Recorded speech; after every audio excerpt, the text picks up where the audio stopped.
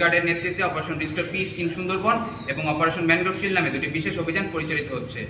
এই অভিযানের ধারাবাহিক সফলতা হিসেবে সপ্তমবারের মতো অপারেশন ম্যানগ্রোভ শিল্ডের আওতায় দুটি পৃথক অভিযান পরিচালনা করে অস্ত্র গোলাবারুদ সহ দুর্ধর্ষ ডাকাত দয়াল বাহিনী ও বড় জাহাঙ্গীর বাহিনীর কাছে জিম্মি থাকা মোট 21 জন জেলেকে উদ্ধার করা হয়। খুলনার কয়রা ও সাতক্ষীরা শ্যামনগর থানার জেলেরা মাছ ও কাঁকড়া ধরতে সুন্দরবনে গহীনে প্রবেশ করলে সুন্দরবনে দুর্ধর্ষ ডাকাত দয়াল বাহিনীর সদস্যরা ফিরিঙ্গি খাল ও কুঞ্চির খাল সংলগ্ন এলাকা থেকে তাদের জিম্মি করে মুক্তিপণ দাবি করে। গোপন তথ্যের ভিত্তিতে জানা যায়, জিম্মিকৃত জেলেদের নিয়ে দুর্ধর্ষ ডাকাত দয়াল বাহিনীর সদস্যরা কয়রা থানাধীন আন্দারমানিকের টোটা কেওড়াতলা খাল সংলগ্ন এলাকায় অবস্থান করছে।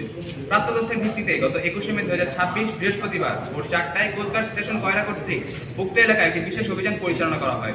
অভিযান চলাকালীন কোস্টগার্ডের উপস্থিতি টের পেয়ে ডাকাতরা সুন্দরবনের ভিতরে পালিয়ে যাওয়ায় কাউকে আটক করা সম্ভব হয়নি।